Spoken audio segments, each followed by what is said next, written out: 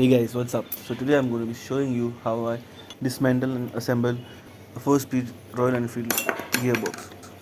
And I'm going to be giving you 3 tips to help you do this for the first time on your own. So I'm opening up the gearbox to change the kick dog.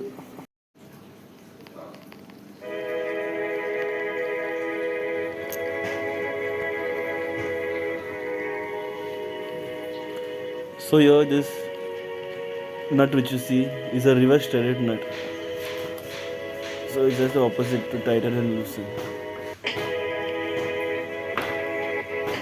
So you stand on the brake, you put the bike in gear, and you just try to tighten it to loosen it, if you know what I mean.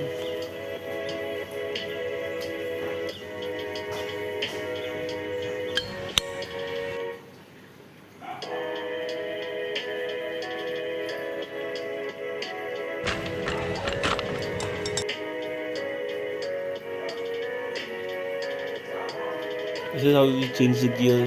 This piece locks into that. That is the kick dog. I'll leave that up to you to put it on like a puzzle.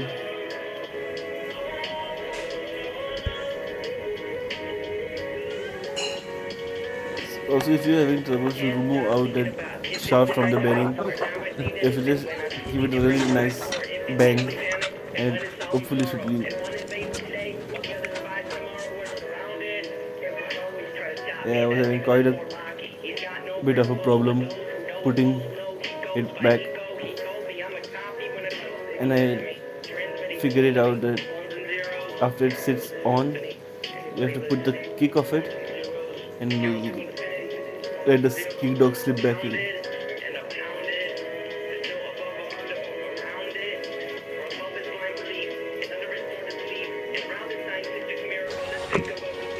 So, still I struggle with it for even hours. difficult to just to put. I still have not put this bearing. So later I'll hammer the bearing from outside.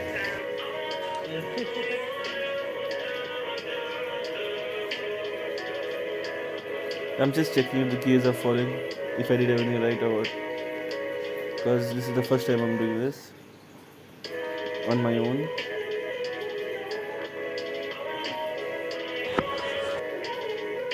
Yeah, I just pushed the bearing back inside because it was loose enough.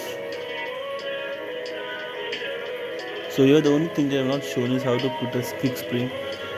There is a hole on the shaft which the spring goes into and it hooks onto that nut.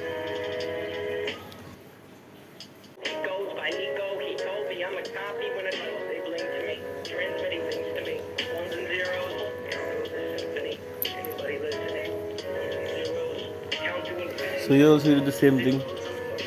Press the brake and tighten it.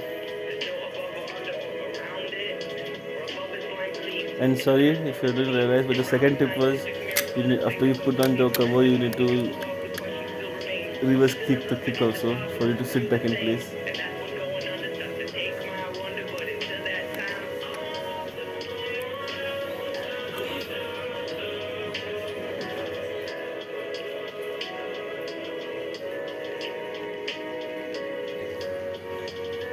And the last tip is that you just have to do all of this with confidence. Yeah, I'm just joking. So the last and third tip is you need to put 100 grams of white grease and 400 grams of oil into the gearbox.